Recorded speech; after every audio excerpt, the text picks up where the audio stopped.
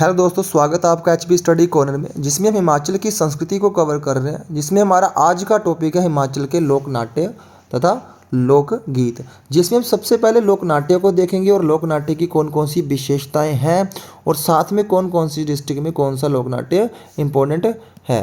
तो सबसे पहले हम समझ लेते हैं कि लोकगीत की विशेषताएं क्या होती है। तो सबसे पहले है कि इन्हें प्रस्तुत करने वाले जो लोग होते हैं लोक नाट्यों को, उसे क्या कहा जाता है, उसे करयालची, क्या कहा जाता है, करयालची और भक्तिय कहा जाता है। और जो लोकगीत होते हैं ये प्रायः शरद ऋतु में है जो है आयोजित किए जाते हैं। इनका आयोजन कब होता है, शरद ऋतु में। कब होता है, जब लोग फसलों की जुताई और बुआई से क्या हो जाते हैं, फ्री हो जाते हैं। उसके बाद जो है इसका आयोजन शरद ऋतु में किया जाता है।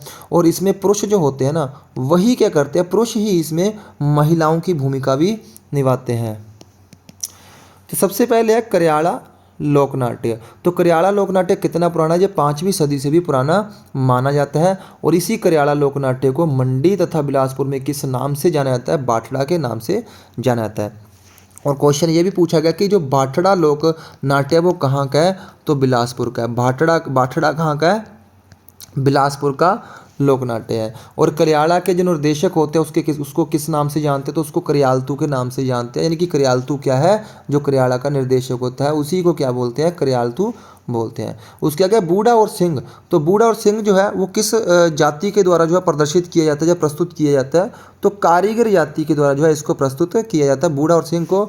और इसकी जो विषय वस्तु रहती है वो क्या रहती है, युद्ध की शौर्य गाथा जो है इसकी विषय वस्तु रहती है। क्वेश्चन पूछा गया है कि युद्ध की शौर्य गाथा जो है वो किसकी विषय वस्तु है, तो किसकी है, वो बूढ़ा और सिंह के जो हमारा लोक नाट्य है उसकी एक विषय वस्तु है। सिंह नाट्य में क्या होता है, किसकी प्रेम कथा को प्रस्तुत किया गया है, तो सिंह नाट्य में किसकी प्रेम कथा को, एक बातून व झूठे प्रेमी की जो है प्रेम कथा को जो है प्रस्तुत किया गया है। उसके आगे झुब्बल के रोडू तथा सिरमौर में बुढ़ा के रूप में जाना जाता है। यानी कि जुब्बल के रोडू में जो है इसको और सिरमौर में किस बुढ़ा के रूप में, यानी कि जुब्बल का जो रोडू है वहाँ पे भी इसको बुढ़ा बोला जाता है और सिरमौर में भी इसको किस नाम से जाना जाता है, बुढ़ा में जाना जाता है। तो शिमला और सिरमौर में जो है प्रमुख है हमारा कौन सा लोकनाट्य, बुढ़ा और सिंह।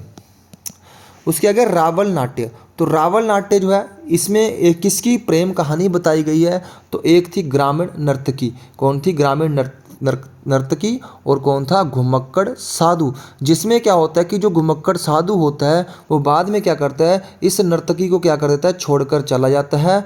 और उसके बाद नर्तकी क्या करती है, अपनी आत्महत्या कर लेती है। इस कहानी को जो है इस लोकनाट्य में दर्शाया गया है। अगर आगे हिमाचल के लोकगीत, तो कौन कौन से हिमाचल के फेमस जो लोकगीत है, उससे पहले हम लोकगीतों के प्रकार को समझ लेते हैं कौन कौन से लोकगीतों के प्रकार हैं। तो सबसे पहले कौन सा, पखंड लोकगीत क्या होते हैं। पखंड लोकगीत क्या होते हैं, किससे रिलेटेड है, तो सास बहू गीतों से रिलेटेड है। उसके आगे बारेहारे लोकगीत किससे रिलेटेड है, तो वीर रस प्रधान जो गीत होते हैं वही क्या कहलाते हैं, बारेहारे लोकगीत कहलाते हैं। उसके आगे ढोलरू। तो ढोलरू क्या है, ये भी क्वेश्चन पूछा गया, ढोलरू क्या है, तो मौसमी गीत है। क्या है, मौसमी गीत, ये ऑप्शन में था। लेकिन आप याद रखना कि चेता गीत भी क्या होते हैं हमारे, वो भी ढोलरू ही होते हैं। उसके आगे एचली क्या होते हैं, तो धार्मिक गीत होते हैं। और कौन कौन से प्रमुख धार्मिक गीत जो हिमाचल में फेमस है, तो भेंट और बिहागड़ा जो लोकगीत है, ये जो फेमस लोकगीत है ये कैसे हैं, एक धार्मिक लोकगीत है। क्वेश्चन पूछा गया कि भेंट और बिहागड़ा क्या है, तो एक धार्मिक लोकगीत है। अलहेणियाँ क्या है और कब गाए जाते हैं, तो मृत्यु के समय जो है कौन से गीत गाए जाते हैं, तो अलहेणियाँ। यानी कि अलहेणियाँ क्या है, एक मृत्यु गीत होते हैं। क्या होते हैं, मृत्यु गीत होते हैं। आगे एचपी का प्रथम संगीत स्टूडियो जो है, हिमाचल का जो प्रथम संगीत स्टूडियो था वो कौन सा था और कहाँ पे स्थापित किया था, तो मंडी में स्थापित किया गया था। और नाम क्या था उसका, लाउड ऑफ माउंटेन। और कब स्थापित किया गया था, 1986 में। काफ़ी बार क्वेश्चन ये भी पूछा गया है। आगे चंबा के लोकगीत। तो चंबा में कौन कौन से याद रखने, सबसे पहले फुलमू रंजू। तो फुलमू रंजू कहाँ का है, ये है चंबा का। उसके आगे कौन सा है, उसके आगे राजा गद्दड़। तो राजा गद्दड़ में किसका गीत है ये, तो इसमें राजा संसार चंद द्वारा गद्दी सुंदरी नोखू को फुसलाने का गीत है। कौन सा गीत है ये, राजा संसार चंद द्वारा गद्दी सुंदरी नोखू थी उसको फुसलाने का गीत है। और राजा गद्दड़ जो गीत है वो किससे जुड़ा हुआ, क्वेश्चन ये भी पूछा जाता है, तो राजा संसार चंद से जुड़ा हुआ है जो कांगड़ा का राजा था।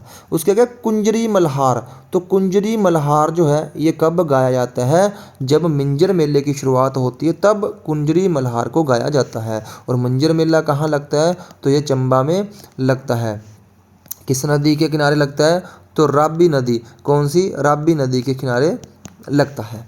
आगे एंचलिया, तो एंचलिया क्या है, तो कन्या विवाह के एक माह पूर्व, यानी कि कन्या विवाह के एक माह पूर्व जो होता है वो जो पहले जो है राम व शिव विवाह के प्रसंगों को गाया जाता है, यानी कि यहाँ पे। उसके आगे सूही गीत या सुकरात, तो ये कब गाया जाता है, नैना देवी के बलिदान की याद में गाया जाता है।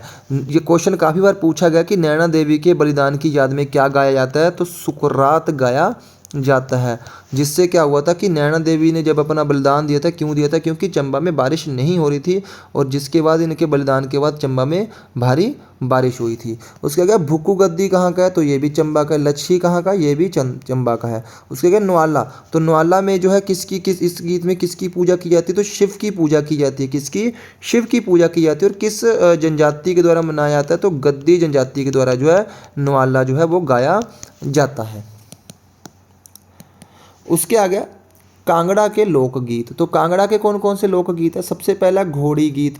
घोड़ी गीत काफ़ी बार पूछा गया, कहाँ का है, तो कांगड़ा का है। कहाँ का है, कांगड़ा का। उसके आगे नूरपुर दिए खतरे टिए, ये भी कहाँ का है, कांगड़ा का। हरि सिंह रजया कहाँ का, ये भी कांगड़ा का। सुलिया टंगोई गई मेरी जान, ये भी कहाँ का है, ये भी कांगड़ा का एक महत्वपूर्ण लोकगीत है। ये आपने याद रखने हैं, चार जो इंपॉर्टेंट है यहाँ के। और क्वेश्चन काफ़ी इंपॉर्टेंट है यहाँ पे, ये बनता है कि जो टिप्सी बांठनी है, कौन सा है, टिप्सी बांठनी, ये कहाँ का लोकगीत है, तो किन्नौर का एक प्रमुख लोकगीत है। कौन सा, टिप्सी बांठनी। ये भी काफ़ी बार क्वेश्चन पूछा गया है। उसके आगे बिलासपुर के लोकगीत कौन कौन से हैं, तो सबसे पहले है मोहना। तो मोहना कहाँ का है, बिलासपुर का। सबसे पहला क्वेश्चन तो यही बनता है, मोहना कहाँ का है, बिलासपुर का। इसमें जो है किसका वर्णन किया गया है, तो एक भाई के द्वारा जो है अपने भाई के जुर्म को अपने सिर लेने तथा फांसी पर चढ़ने का जो है वर्णन किया गया। क्वेश्चन पूछा गया है कि किस गीत में भाई के द्वारा अब उसके जुर्म को जो है अपने सिर लेने, अपने भाई के द्वारा अपने भाई का जुर्म को अपने सिर लेने तथा फांसी पर चढ़ने का जो वर्णन है वो किस गीत में किया गया है, तो मोहना में किया गया है। इंपॉर्टेंट यहाँ पे ये बनता है। दूसरा यहाँ पे इंपॉर्टेंट है कि गंगी जो लोकगीत है वो भी कहाँ का है, तो गंगी भी कहाँ का है, बिलासपुर का। ये दो काफ़ी इंपॉर्टेंट है जो पेपर में पूछे गए।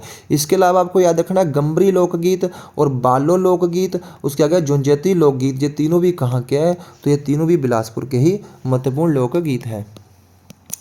आगे शिमला व सिरमौर के लोकगीत कौन कौन से हैं, तो सबसे पहले लामण कहाँ का है, शिमला का। उसके आगे झुरी, उसके आगे नाटी जो हिमाचल प्रदेश का क्या है, एक प्रमुख लोक नृत्य है। उसके आगे हार। लेकिन क्वेश्चन ये पूछा गया जाता है कि झुरी क्या है, क्या पूछा जाता है, झुरी क्या है, तो झुरी क्या है, एक लोकगीत। ऑप्शन में क्या रहेगा, लोकगीत।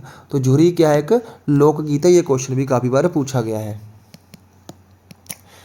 उसके क्या कुल्लू के लोकगीत कौन कौन से हैं, तो कुल्लू में लामण, कौन सा है, लामण। दूसरा कौन सा है, भोरू। और तीसरा कौन सा है, ब्राह्मण। तो ये कुल्लू के जो है महत्वपूर्ण लोकगीत है। उसके आगे मंडी के कौन कौन से लोकगीत हैं, तो यहाँ पे सबसे पहला इंपॉर्टेंट है मणि रामा पटवारिया। और दूसरा कौन सा है, निर्मंड रिये ब्राह्मणीय। कौन सा है, निर्मंड रिये ब्राह्मणीय। और तीसरा कौन सा है, ना मन्या ओ हंसा। ये जो तीनों जो है वो कहाँ के प्रमुख यानी कि महत्वपूर्ण लोकगीत है, तो ये तीनों जो है मंडी के महत्वपूर्ण लोकगीत है। उसके आगे कमला रानी तथा रोशनी देवी ने किस क्षेत्र में नाम कमाया, ये भी क्वेश्चन पूछा गया है कि कमला रानी जो है और रोशनी देवी जो वो किस क्षेत्र से जुड़ी हुई हैं। ठीक है जी, तो इन्होंने किस क्षेत्र में अपना नाम कमाया, तो लोकगीत में जो इन्होंने अपना नाम कमाया है। उसके आगे मुसाफिर राम भारद्वाज, जो मुसाफिर राम भारद्वाज है ये किस क्षेत्र में पद्मश्री विजेता है, यानी कि इनको पद्मश्री विजेता जो है इन्होंने किस क्षेत्र में प्राप्त किया है, तो इंस्ट्रूमेंटल यानी कि वादक जो होते हैं उनमें जो है यानी कि इंस्ट्रूमेंटल में जो है इन्होंने कौन सा पुरस्कार प्राप्त किया है, पद्मश्री पुरस्कार जो है प्राप्त किया है। तो आज की वीडियो में हमने हिमाचल के लोक नाट्य तथा हिमाचल के लोकगीत जो टॉपिक था हमने कवर किया है। अगर आपको वीडियो अच्छी लगी तो वीडियो को लाइक करना और वीडियो को शेयर करना और साथ में चैनल को भी सब्सक्राइब करना।